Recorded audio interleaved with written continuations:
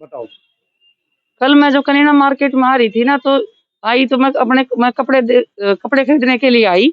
तो जब मैं कपड़े खरीद रही थी, खरीद के जब मैं जाने लगी, तो एक लड़का मेरे सामने से आया। उसने मेरे ऊपर टोंट कसा। मैंने उसको ध्यान नहीं दिया। उसके बाद मैं थोड़े और आगे से निकली, तो उसने मुझे दोबारा जाति सूचक शब्द कहे। तो मैंने पीछे मुड़ के वापिस मुड़ के उसके पास पूछा, तूने ये ऐसा शब्द क्यों कहे? इतना कहते ही उसने मुझे जाति सूचक शब्द कहे और मेरे उस साथ हाथापाई हो गई। इसी दौरान हम दोनों में आपस में हाथापाई होगी और एक लेडीज हमारे जो खड़ी थी बीच में, उन्होंने हमारे हाथापाई होते हुए एक दूसरे को दूर कर रही थी, भाई तुम हाथापाई, तुम इस लेडीज को क्यों उल्टा सीधा बोल रहे हो? सर, क्या ये मामला है जो दो महिलाओं ने आरोप लगाया है किसी पर छेड़छाड़ और जाति सूचक शब्द बोलने का? कल हमारे पास एक कंप्लेंट आई थी। एक औरत ने आकर बताया कि जी मैं भड़क गांव की रहने वाली हूं और बाजार के अंदर कपड़ा खरीदने के लिए मैं आई थी। तो मार्केट से जैसे मैं वापस दुकान से अपने बस स्टैंड की तरफ आ रही थी, तो एक नौजवान आदमी भड़क गांव का ही बता रहा था। उसने कहा कि बावनियो आज क्या चोरी करने आई हो या कुछ कर लाई क्या चोरी? तो इस बात के ऊपर मैंने कहा कि सभी बावने एक ही मतलब यही काम करते हैं क्या? तो उस पर वो मेरे से बोला, ओछा शब्द बोला और उसके बाद जो है ना हमारी आपस में कहासुनी हुई, मारपीट हुई। उसके बाद काफ़ी लोग दुकानदार वगैरह आ गए थे, हमारे को उन्होंने छुड़छुड़ाव करवा दिया था। तो उस कंप्लेंट के ऊपर हमने एफआईआर दर्ज कर दी है। और किसके खिलाफ दर्ज की है सर? ये प्रदीप सन्नोफ प्रेम सिंह वासी भड़क बाई नेम है, उसी के खिलाफ हमने एफआईआर दर्ज कर दी है और आगामी तक अपने सक्षम अधिकारी द्वारा अमल में लाई जा रही है। मुंह के ऊपर दो लेडीजों ने यहाँ अपना दुपट्टा बांधे हुए था। मैं उनको बिल्कुल नहीं जानता, उन्होंने मेरे यहाँ हमला कर दिया। मैंने उनको कुछ नहीं कहा, मैंने कहा मैं इनको जानता ही नहीं हूँ। उन्होंने दोनों ने मुंह बांध रखा था। उसके बाद मैंने उन दोनों को यहाँ सिटी थाना पड़ता है हमारे यहाँ, मैंने सिटी थाना में जाके और उन दोनों महिलाओं को मंडी मोड़ से उनको मैंने पुलिस के हवाले करवाया।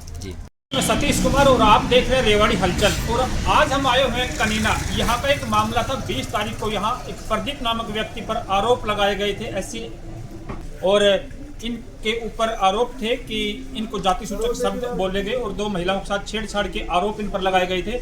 आज प्रदीप जिसे हम मिले हैं और इनसे जानकारी लेंगे कि क्या था सारा मामला। प्रदीप का कहना है कि मुझ पर आरोप लगाए जा रहे हैं, मैंने जो इन पे आरोप लगा रखे हैं, जो गलत काम करते हैं गैस एजेंसी में, उस मामले को दबाने के लिए मेरे ऊपर इस तरह के आरोप लगाए गए। और इन दो महिलाओं ने बगैर किसी के ये आरोप लगाए, जिसमें सभी उनके दुकानदार जो पड़ोसी हैं वो गवाह हैं, जो गवाही दे रहे हैं कि इनके साथ गलत हुआ है। ये न्याय चाहते हैं कि जो भी है मामला निष्पक्ष जांच हो उसकी और आरोपी को सजा मिले। 20 तारीख को आपके ऊपर महिला के साथ बदतमीजी और कुछ ऐसी एक्ट भी आप पे लगा है, तो पूरी घटना क्या थी? सर घटना ये है 28/11/2025 एजेंसी के खिलाफ शिकायत की हुई है। शिकायत ये की हुई है कि ये गैस एजेंसी हमारे कनेक्शन नंबरों से सिलेंडर अपने आप बुक करके और उसको ब्लैक में बेच रहे हैं। मैंने उसका इंडियन ऑयल की वेबसाइट से इसका डाटा निकाल के और मैंने इंडियन ऑयल की विजिलेंस विभाग को कंप्लेंट की हुई है, रजिस्टर्ड डाक से भेजी हुई है जी। एक कनेक्शन मेरे नाम से है, एक मेरी माताजी के नाम से। मैंने दोनों कनेक्शनों को चेक किया, दोनों कनेक्शनों में यही हेराफेरी की गई है। इस हेराफेरी के चलते इंडियन ऑयल के अधिकारी 10 तारीख को जांच के लिए यहाँ मेरे पास आए थे और अधिकारियों ने भी उस एजेंसी का ही पक्ष लिया और उनके साथ जो उनका एक ड्राइवर था वो धमकियाँ दे रहा था, जिसकी सीसीटीवी फुटेज मेरे पास है। उसके बाद मैंने उन विजिलेंस अधिकारी थे या फिर इंडियन ऑयल से और कोई अधिकारी थे, मैं उनको ये पता नहीं है, लेकिन अधिकारी जांच के लिए आए थे। मैंने उनके खिलाफ भी कार्रवाई की हुई है, ये शिकायतें भेजी हुई हैं।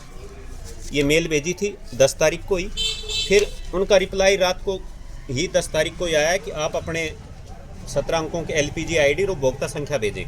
मैंने सर वो भी भेज दिया। उसके बाद फिर मैंने रजिस्टर्ड डाक से 16 जनवरी 2026 को फिर दोबारा शिकायत भेजी गई, रजिस्टर्ड डाक से भी और मेल से भी जी। उसके बाद कल वो उस दिन ये जो 20 तारीख को हमारे गांव की सरपंच जो फर्जी कागजातों के ऊपर लगा के फर्जी कागज तैयार करके सरपंच पद पे विराजमान है, मैंने उसके खिलाफ जो सारे सबूत थे RTI से लेकर मैंने उनके खिलाफ उसको बर्खास्त करने के लिए मैंने उच्च अधिकारियों को और चुनाव आयोग को सबको शिकायत की हुई है। उस आधार पे जब मैं इसकी जांच के लिए यहाँ BDO साहब जांच निर्धारित की गई थी 10 तारीख को 1 बजे, ये 20 तारीख को 20 तारीख को 1 बजे जांच निर्धारित थी। मैं जांच के लिए जैसे अपनी दुकान से 10 मिनट पहले निकला हूँ, तो जैसे ही यहाँ मैं ये 5 दुकान आगे चलते ही और मुंह के ऊपर 2 लेडीज़ों ने यहाँ अपना दुपट्टा बांधे हुए था। मैं उनको बिल्कुल नहीं जानता, उन्होंने मेरे यहाँ हमला कर दिया और लोगों ने यहाँ मेरे दुकानदारों ने, ये सारे दुकानदार खड़े हैं, इन्होंने मेरे को वो छुड़वाया। मैंने उनको कुछ नहीं कहा, मैंने कहा मैं इनको जानता ही नहीं हूँ। उन्होंने दोनों ने मुंह बांध रखा था। उसके बाद मैंने उन दोनों को, यहाँ सिटी थाना पड़ता है हमारे यहाँ, मैंने सिटी थाना में जाके और उन दोनों महिलाओं को मंडी मोड़ से उनको मैंने पुलिस के हवाले करवाया जी।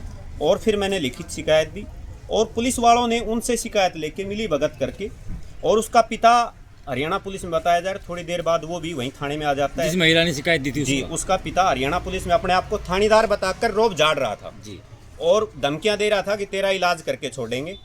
और उसके बाद उन्होंने पुलिस से मिली भगत करके और मेरे ऊपर ही SC एक्ट का एक झूठा मामला दर्ज करवाया गया, जबकि इस महिला के, ये आदतन महिला है, ये पूर्व में भी इनने अनेक लोगों के खिलाफ SC एक्ट लगवाया है। और ये DSP की इंक्वायरी रिपोर्ट है जिसमें स्पष्ट लिखा हुआ है कि ये महिला ने अनेक लोगों के खिलाफ जी ऐसे ही छेड़छाड़ और जाति सूचक गालियां देने के अनेक मामले की शिकायत भेजी हुई है और लोगों पे FIR दर्ज भी करवाई है, जिस पे इस DSP ने स्पष्ट लिखा हुआ है कि कोई आरोप सिद्ध नहीं होते जी। और ऐसे इन्होंने इस मेरे द्वारा शिकायत की हुई हैं, उन शिकायतों को बंद करवाने के लिए इन्होंने दबाव बना के और ये झूठा मामला दर्ज करवाया गया है। मैं अपनी जगह सही हूँ, मैं किसी से नहीं डरता। मैं गलत काम के खिलाफ शिकायत की है और मैं उस शिकायत को भी बंद नहीं करूँगा, वो चाहे मामला दर्ज करवाए चाहे कुछ भी करवाए।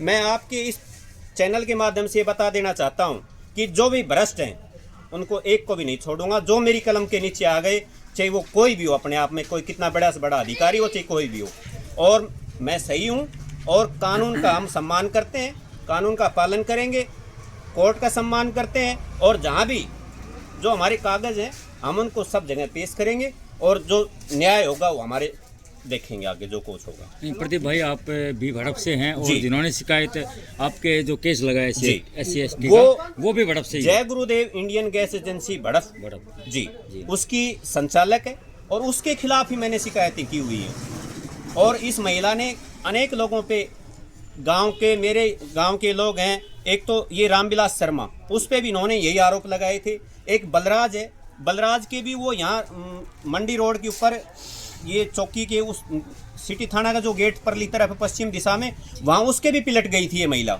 और इस महिला ने, इसका यही आदतन है, जो भी कोई एजेंसी के खिलाफ, इसके जो गलत काम उनके खिलाफ शिकायत करता है, उनका यही माहौल है। उसका ससुर भी पुलिस में है और उनकी सह से, और उसका पति है, उसके ऊपर 376 लगी हुई है भिवानी कॉलेज के अंदर लड़की छेड़ने के मामले में।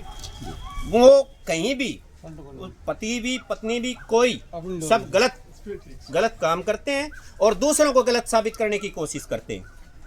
प्रदीप भाई, आपका कहना ये है कि आपने गैस एजेंसी में जो धांधलेबाजी हो रही थी जी, उसके खिलाफ आपने आवाज उठाई थी, उस आवाज को दबाने के लिए आप पर ये केस लगाए गए। बिल्कुल लगाया। आपके साथ यहाँ पर झगड़ा भी हुआ जी? बिल्कुल। उससे पहले पूरी मार्केट ने ये मेरे को लिख के दिया है कि हम यहाँ मौजूद थे और जो झगड़ा है ये उसने किया है, ये सबके हस्ताक्षर दुकानदारों के, तो पूरी मार्केट में जहाँ जितनी दुकानें हैं उनके हस्ताक्षर हैं। हाँ जी, उन्होंने लिख के दिया है कि उन्होंने झगड़ा किया और धमकियां दी शिकायत को वापस लेने के लिए, और ये SC एक्ट लगवाने की धमकियां दी सरेआम यहाँ। अभी जैसे कि हमने थाने से भी पता किया था, हाँ, आपके सिटी थाने में फोन भी किया गया, तो उन्होंने बताया कि मामला DSP के संज्ञान में है, हाँ, DSP जांच पे है। तो आप कितने वो हैं, सहमत है कि हमें जांच के लिए बुलाया जाएगा, हम बिल्कुल जांच में शामिल होंगे। और मैंने उच्च अधिकारियों का, अपने जो कागजात हैं मेरे, मैंने सबको मेल के माध्यम से भेज दिए हैं। एक बार नहीं, 2-3 बार भेज चुका हूं मैं। और हम पूरी जो जांच प्रक्रिया है उसका पूरा पालन करेंगे। जब भी हमें बुलाया जाएगा हम जांच में शामिल होकर पूरा सहयोग करेंगे।